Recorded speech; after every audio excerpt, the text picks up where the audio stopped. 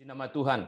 Senang sekali saudara diberi kesempatan untuk boleh menyampaikan firman Tuhan pagi hari ini. Nah, pagi hari ini saudara masih seputar tentang living sacrifice, menjadi persembahan yang hidup.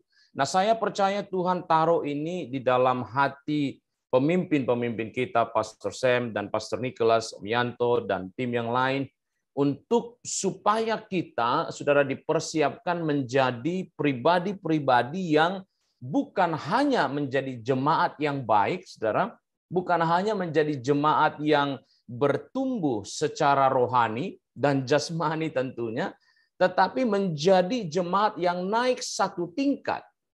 Artinya begini, saudara, bukan hanya jemaat yang menerima kebaikan Tuhan. Ini saatnya kita menjadi jemaat yang mau mempersembahkan hidup kita sebagai living sacrifice. Nah, beberapa minggu ke belakang sebelumnya kita sudah belajar banyak sekali tentang living sacrifice melalui doa, puasa, pujian, dan lain sebagainya. Bahkan minggu kemarin hamba Tuhan dari Indonesia, saudara, kita diberkati bagaimana caranya mempersembahkan hidup kita sebagai living sacrifice. Nah, untuk melengkapi saudara pemberitaan firman Tuhan yang sudah kita pelajari dari Roma 12 ayat 1 dikatakan di sana, karena itu saudara-saudara, demi kemurahan Allah aku menasihatkan kamu supaya apa? Kamu mempersembahkan tubuhmu sebagai persembahan yang apa? Hidup, kudus, berkenan. Karena dikatakan itulah ibadah kita yang sejati. Nah, kita tidak bisa pungkirin saudara bahwa kehidupan orang Kristen tidak akan lepas dari yang namanya korban.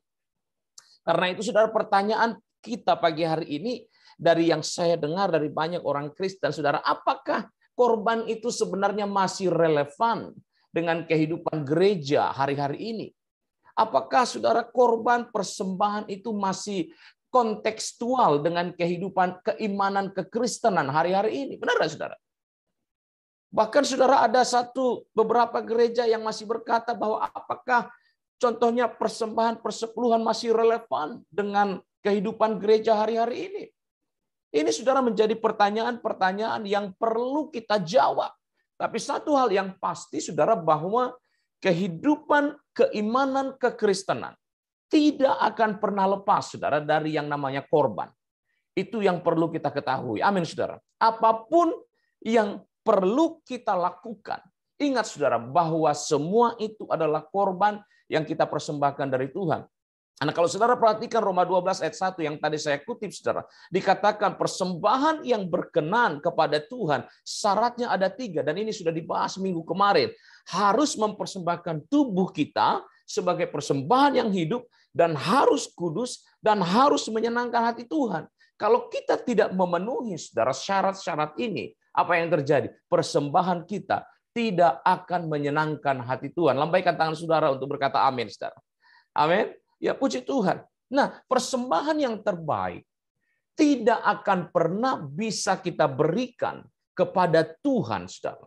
Karena hakikat kita sebagai manusia yang berdosa, ya ibarat sebuah komputer. Ketika komputer itu saudara sudah terkonten dengan yang namanya virus, apapun yang keluar, file yang kita transfer, itu sudah mengandung virus. Karena itu saudara, kehidupan kita yang penuh dengan dosa tidak akan pernah bisa memberikan persembahan yang sempurna kepada Tuhan. Yang hanya bisa melakukan itu hanya Yesus. Persembahan yang sempurna, Alkitab berkata, sekali untuk selamanya di atas kayu salib. Nah, hari ini saudara, kita mau belajar bersama-sama untuk membawa persembahan kita dengan belajar dari salib Kristus. Nah, bahasa Inggrisnya adalah cross. Nah, kita akan belajar tentang cross, C-R-O-S-S, persembahan yang menyenangkan hati Tuhan. The living sacrifice yang seperti apa yang menyenangkan hati Tuhan. Nanti kita akan belajar dari setiap kata dari cross itu, saudara. Tapi sebelum sampai ke sana, saya mau bawa saudara mundur sedikit ke dalam perjanjian lama. Kita perlu mengerti sebenarnya korban itu apa di dalam firman Tuhan. Nah, saya tidak akan bahas secara detail, saudara, tapi saya mau bawa kita untuk mengenal secara general saja. Setidaknya, saudara, di dalam perjanjian lama, ada korban itu dibagi dalam 5 bagian besar. Ya, yang pertama itu adalah korban bakaran. Nah, ayat firman Tuhan ada di sana, saudara. Imamat pasal 6 ayat 12 dan 13. Nanti Bapak Ibu Saudara bisa baca di rumah. Nah, tujuan korban ini, saudara, untuk mengingatkan hakikat kita sebenarnya bahwa kita seharusnya binasa. Tapi hakikat korban itu menjadi tanda kutip, saudara, pendamaian antara Tuhan dengan kita yang sudah berdosa dan seharusnya saudara binasa. Nah, kenapa kita perlu belajar ini, saudara? Supaya kita nanti tahu bahwa korban hidup kita yang kita berikan kepada Tuhan itu memaknai setiap jenis-jenis korban yang kita pelajari ini. Kemudian yang kedua, saudara, korban sajian. Korban sajian itu Imamat 2 ayat 1.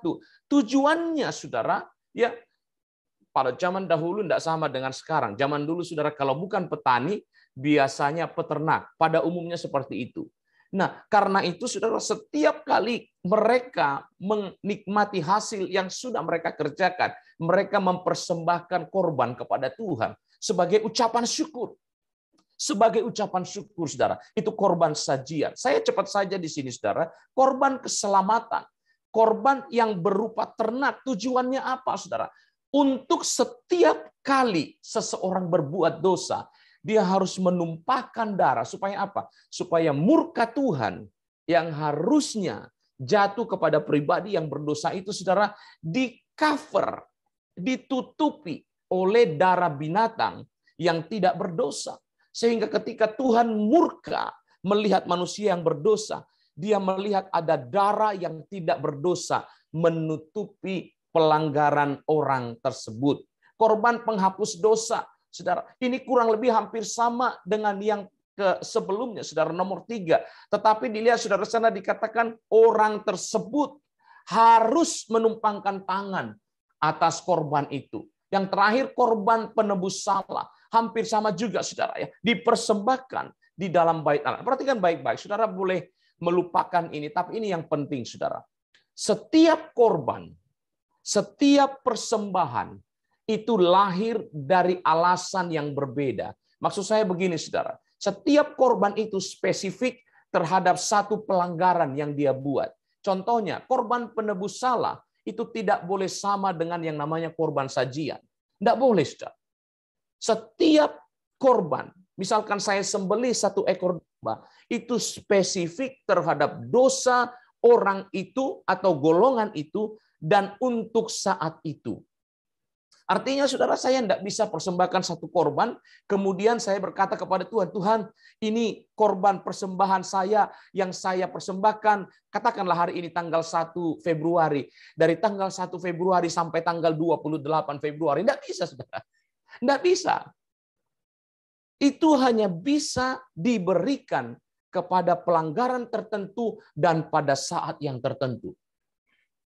Tetapi ini yang luar biasa, saudara. Setiap korban itu, apapun kesalahannya, apapun motivasinya, ini, saudara, selalu dipersembahkan dengan cara yang sama.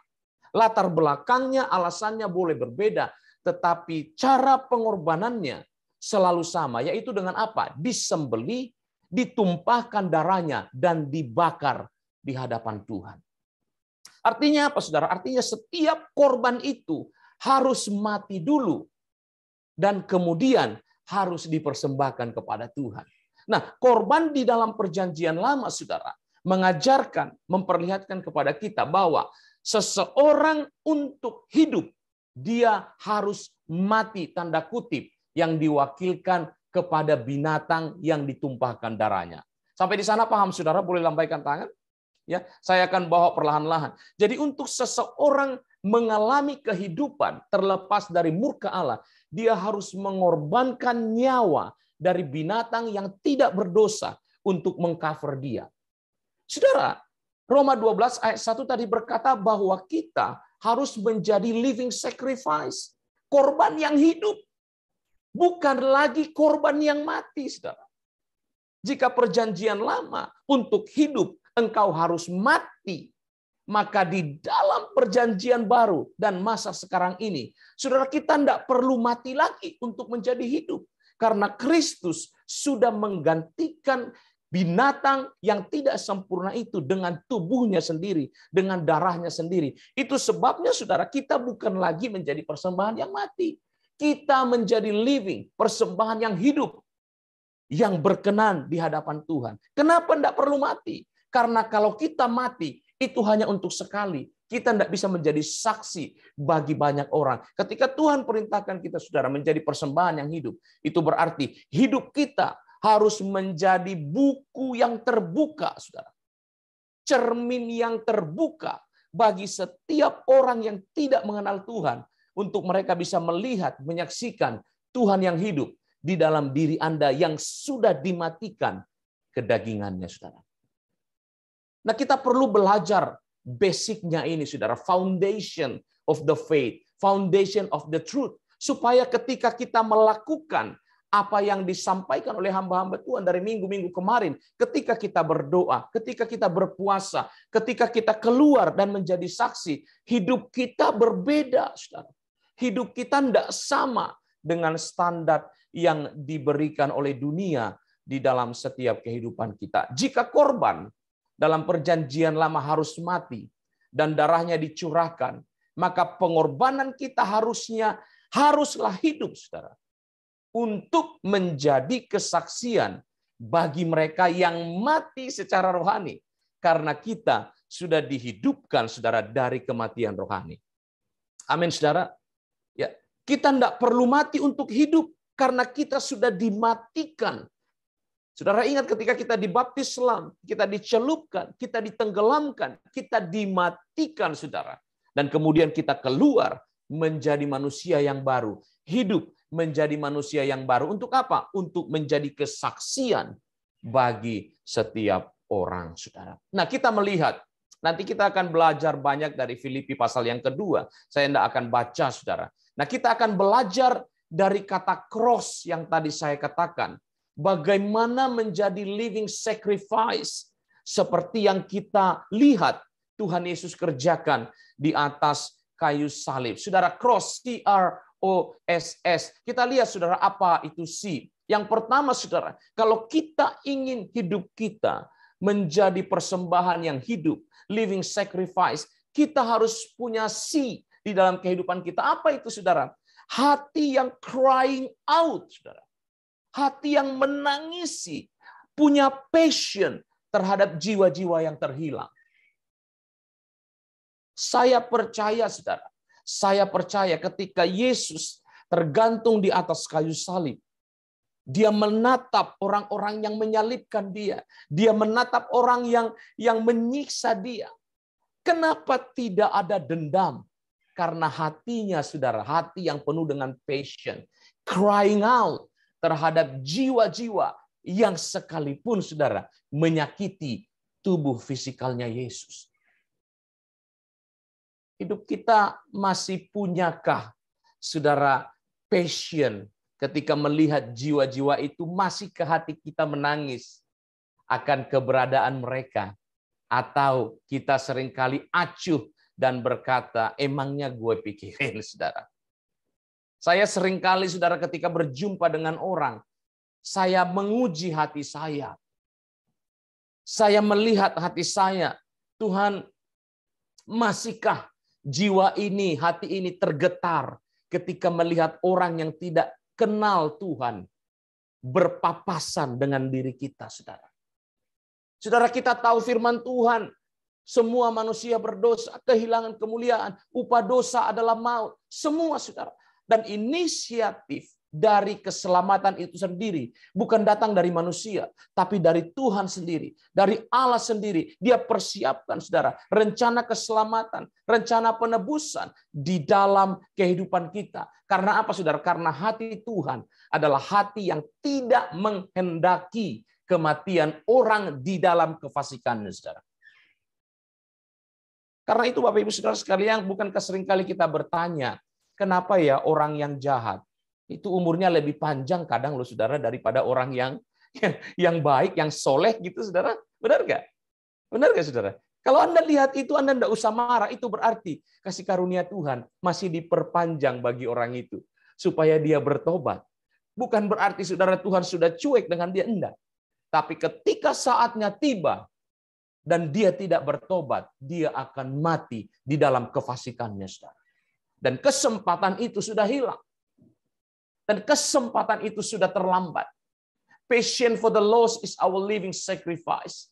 Tanya kepada setiap diri kita, masihkah kita punya passion? Masihkah kita punya belas kasihan terhadap orang-orang yang tidak mengenal Tuhan, terhadap orang-orang yang belum menerima keselamatan? Bayangkan saudara, 4.000 tahun dia menunggu untuk apa? Untuk mewujudkan rencana keselamatan itu, mulai dari penciptaan sampai kepada kedatangan Kristus. Saudara.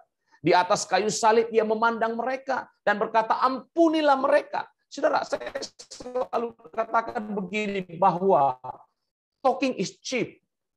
Talking is cheap, saudara. Kita bisa berkata, we love you, I care for you, saya mengasihi engkau, saya peduli kepada engkau. Tapi perbuatan kita, bisakah ekuivalen, saudara, sejalan dengan perkataan kita?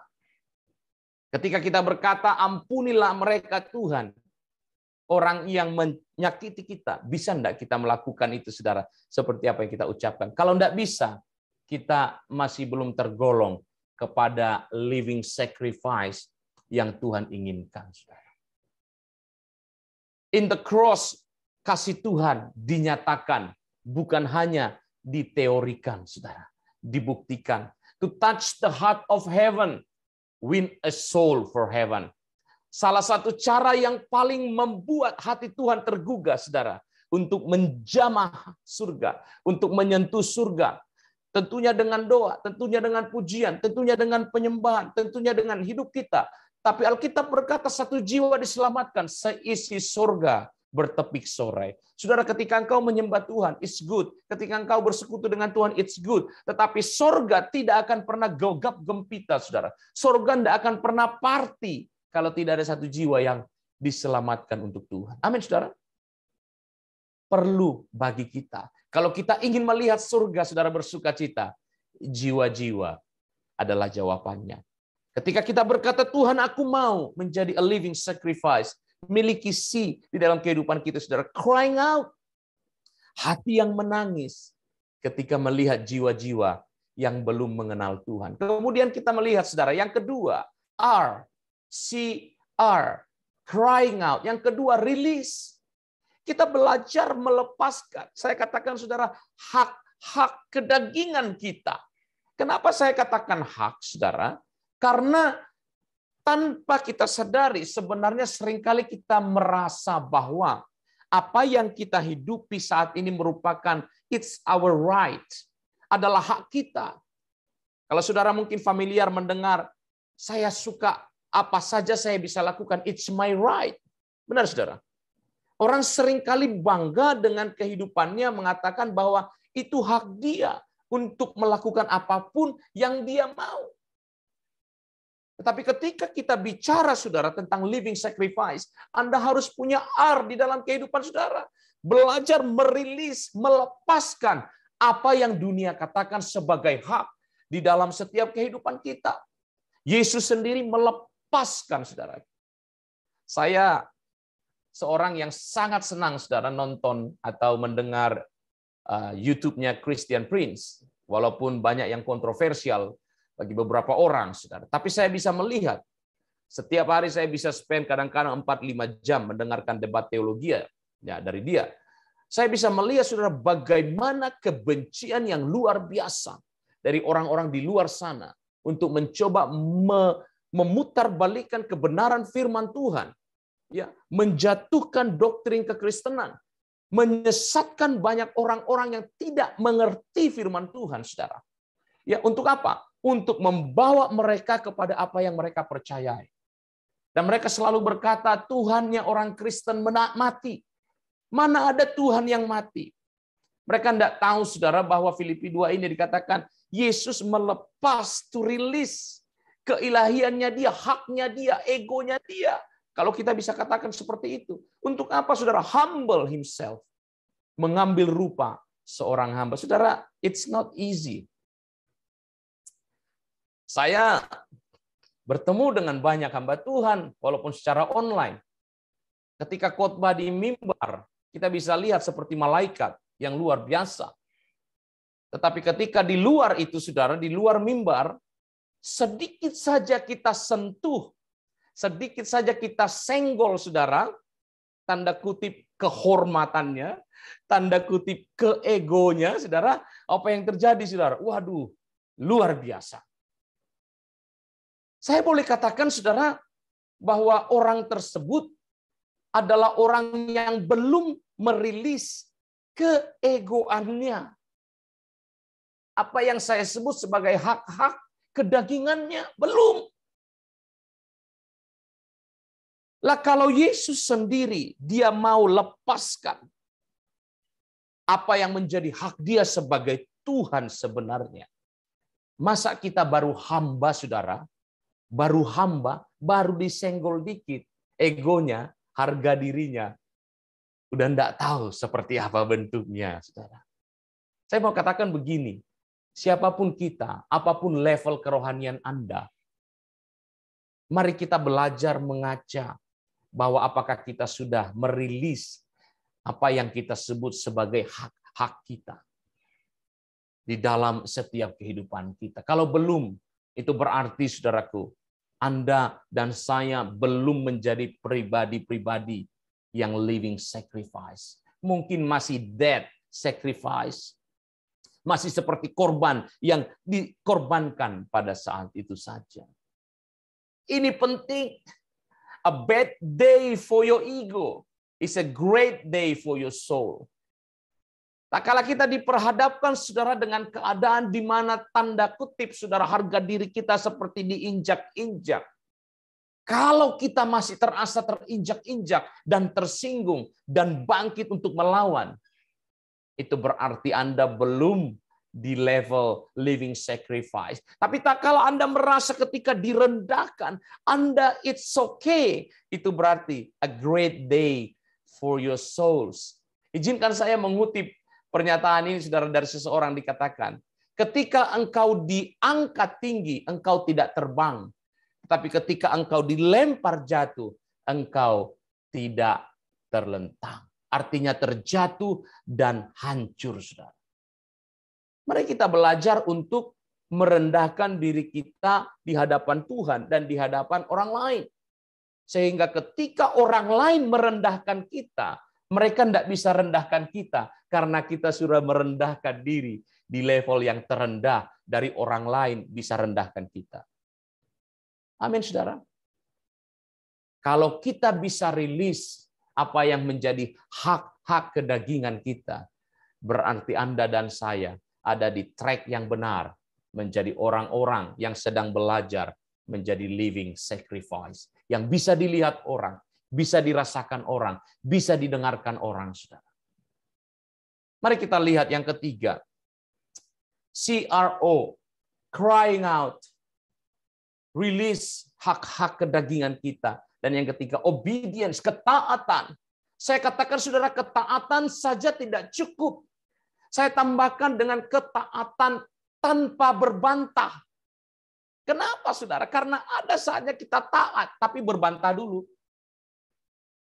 Ribut dulu, dikerjakan sih, dilakukan sih, ditaati sih, tapi ribut dulu. Tuhan mau kita, saudara, ketaatan tanpa berbantah. Ada banyak kisah di Alkitab, tapi yang paling menonjol Abraham ketika dia keluar, saudara, dia tidak berbantah dengan Tuhan. Oh, saudara mungkin lihat saya bilang, Pak, gampang ngomongnya. Saya tahu enggak gampang, saudara. Saya tahu enggak gampang. Menaati sesuatu atau seseorang, apalagi Tuhan yang tidak terlihat, itu enggak gampang.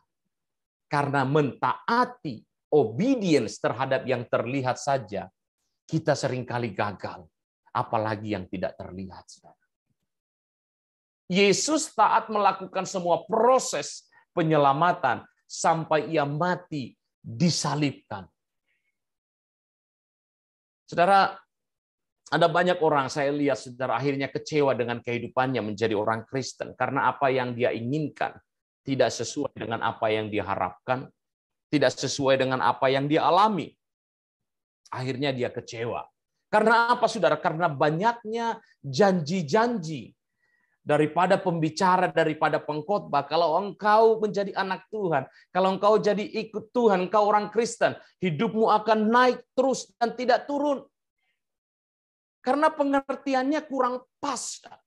Engkau akan jadi kepala terus, tidak jadi ekor. Saudara, janji Tuhan itu betul. Tetapi pengertiannya yang seperti apa? Itu sebabnya, saudara, ketika kita belajar firman Tuhan, pelajari dengan benar apa makna firman Tuhan itu. Sehingga ketika keadaan kita tidak sama dengan apa yang tertulis di dalam firman Tuhan, janji Tuhan, kita tidak kecewa, saudara. Obedience kita adalah obedience yang tanpa berbantah. Kalau kita masih berbantah dengan Tuhan, itu berarti, saudara, kita belum ada di level living sacrifice. Your sacrifice is dead, saudara. Belum life, belum living. Belum pada standar yang Tuhan inginkan. Justru ketika kita taat, Filipi 2 ayat 9-10, ketika Yesus taat, dia ditinggikan dan dimuliakan. Always the opposite dari apa yang dunia ajarkan, saudara. Ini penting bagi setiap kita. Obedience is an act of faith. Disobedience is the result of unbelief, saudara. Ketaatan itu adalah sebuah tindakan dari iman. Tapi ketidaktaatan adalah hasil dari ketidakpercayaan, saudara. Ketika kita tidak taat, itu berarti Anda tidak percaya. Ketika Anda taat, itu berarti Anda beriman di hadapan Tuhan. Yang keempat, saudara, S-C-R-O-S, sanctification.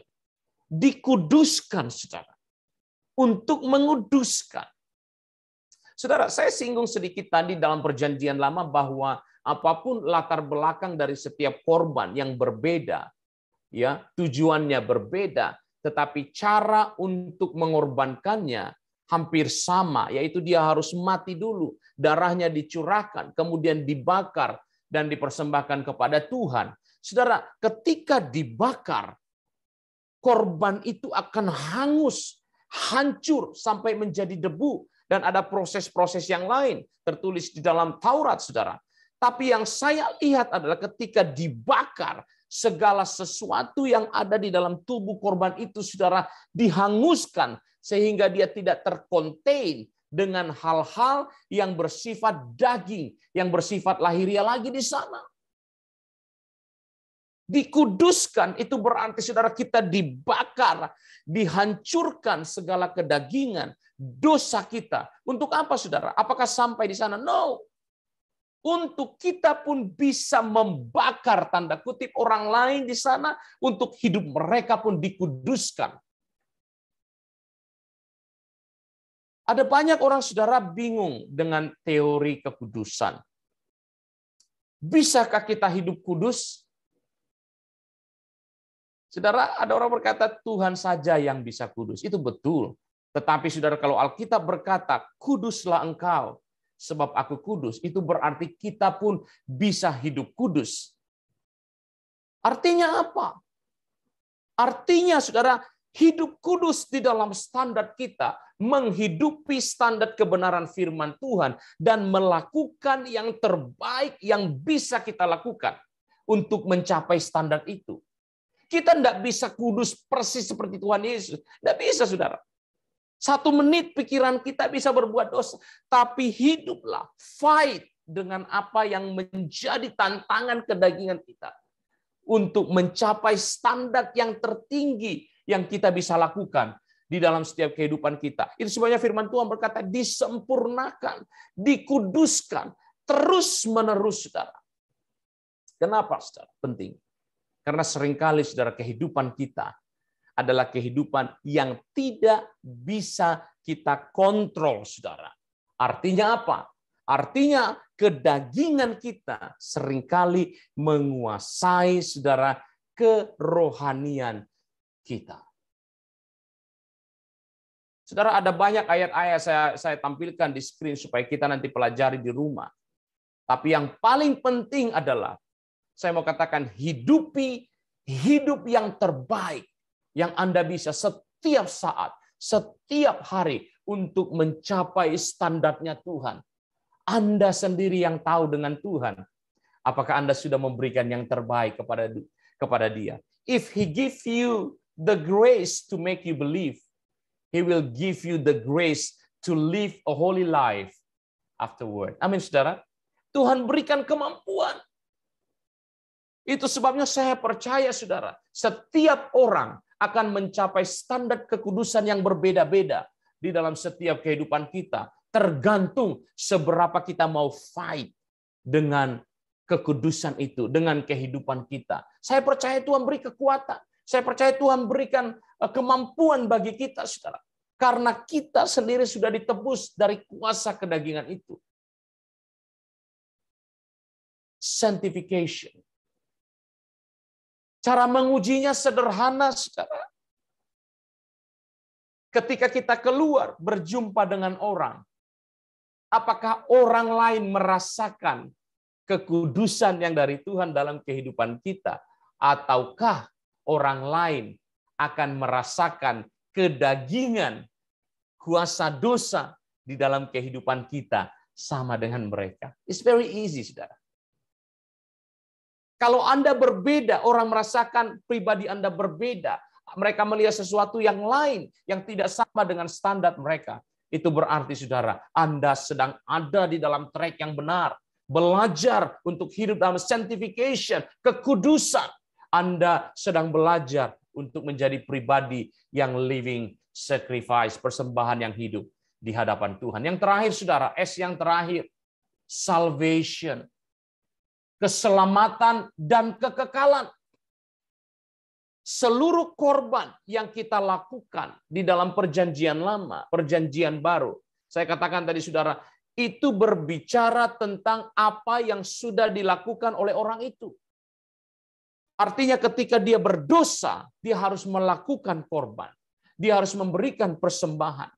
Tak kala dia berbuat sesuatu, dia memberikan persembahan. Orang tersebut tidak bisa mempersembahkan korban untuk sesuatu yang belum dia kerjakan. Tidak bisa. Dia harus mengorbankan persembahan untuk sesuatu yang dia sudah lakukan. Ketika kita menjadi living sacrifice, saudara, salvation, tujuan kita bukan lagi untuk apa yang kita sudah lakukan, tetapi untuk sesuatu yang kekal di future, saudara. Ketika kita mempersembahkan hidup kita sebagai persembahan yang kudus, hidup berkenan di hadapan Tuhan, bukan lagi karena apa yang kita sudah lakukan, tetapi semua yang kita lakukan hari ini, efeknya akan ada di dalam kekekalan, saudara. Ini penting. Sekali lagi, saudara, kalau dalam perjanjian lama, perjanjian baru, setiap korban, persembahan, mereka lakukan untuk apa yang mereka langgar, apa yang mereka lakukan, apa yang sudah terjadi. Hidup kita sebagai living sacrifice sekarang ini, kita persembahkan kepada Tuhan. Bukan karena apa yang sudah kita kerjakan, tapi semua untuk future kekekalan yang akan kita jalani. Itu sebabnya, saudara, salvation dan kehidupan yang kekal adalah tujuan akhir dari setiap yang kita persembahkan hari-hari ini. Apapun itu, baik melalui doa, pujian, penyembahan, kehidupan kita yang senantiasa kita persembahkan kepada Tuhan. Ingat, saudara, tujuannya satu, salvation and eternal life. Apapun yang kita kerjakan, eternal life. Itu sebabnya, saudara, penting bagi kita sebagai anak Tuhan, sebagai gereja Tuhan, untuk mengecek, membuat standar, barometer, saudara, di dalam setiap kehidupan kita. Apakah yang kita lakukan akan membawa kita, membuat kita ada di dalam kekekalan yang hidup atau kekekalan di dalam kematian. Sekali lagi, saudara, perjanjian lama, korban bakaran, dosa kita ditutupi, manusia hanya terlepas dari murka Allah. Perjanjian baru, korban Yesus, menghapuskan kita sekali untuk selama-lamanya. Saving us is the greatest and the most concrete demonstration of God's love, the definitive display of His grace throughout time and eternity. Saudaraku, tanyakan diri kita pagi hari ini, apakah kita sudah ada di dalam track-nya Tuhan ini? Ya, apapun yang sudah kita pelajari minggu-minggu sebelumnya, bagaimana hidup di dalam living sacrifice, bagaimana menjadi pribadi yang sacrifice, saudara, yang sempurna hanya ada di atas kayu salib, the cross. Dan kita sudah pelajari tadi, miliki hati yang crying out, yang menangis, miliki obedience. Amin, saudara. Belajar untuk rilis apa yang harusnya menjadi hak-hak kita. Dan kemudian, saudara, salvation. Itu yang Tuhan inginkan. Dan sanctification, supaya hidup kita kudus. Dan bisa membawa kekudusan itu kepada orang lain. Dan orang lain pun mengalami kekudusan yang Tuhan sudah berikan di dalam setiap kehidupan kita. Saya tahu saudara tidak gampang. Saya tahu semuanya susah. Harga yang harus dibayar. Tapi kita belajar untuk menjadi pribadi-pribadi yang living sacrifice, mempersembahkan kehidupan kita. Cek hati kita, saudara, di hadapan Tuhan hari ini. Kalau hari ini kita masih punya passion terhadap jiwa-jiwa, itu berarti Anda in the right track, saudara, sebagai living sacrifice. Mari tundukkan kepala kita, saudara, kita berdoa dan mengaminkan firman Tuhan pagi hari ini. Bapak Surgawi, kami bersyukur kami boleh belajar, Tuhan, kebenaran firman-Mu yang mengajarkan kami untuk menjadi pribadi yang living sacrifice. Kami bisa belajar dari the cross, salib Kristus, untuk kami punya jiwa yang menangis, crying out. Untuk kami bisa belajar, Tuhan, untuk rilis apa yang menjadi hak-hak kami. Untuk kami belajar obedience, punya ketaatan dalam kehidupan kami. Dan hidup kami senantiasa penuh dengan sanctification, pengudusan, pemurnian senantiasa dalam kehidupan kami. Supaya hidup kami boleh menjadi cerminan keselamatan bagi jiwa-jiwa yang belum mengenal Tuhan. Sehingga ketika orang melihat kami, mereka boleh melihat Tuhan yang sudah menyelamatkan kami dari setiap kehidupan kami. Tuhan, Hamba berdoa, sembuhkan yang sakit, kuatkan yang lemah, beri kemenangan kepada setiap kami yang bergumul, supaya nama Tuhan boleh dipermuliakan di dalam setiap kehidupan kami. Berkati ibadah ini, Tuhan, berkati semua jemaat-Mu, biar nama-Mu dipermuliakan di dalam setiap kehidupan kami. Di dalam nama Tuhan Yesus, setiap kita yang mengasihi Tuhan sama-sama katakan amin. Amin. Amin. Tuhan memberkati.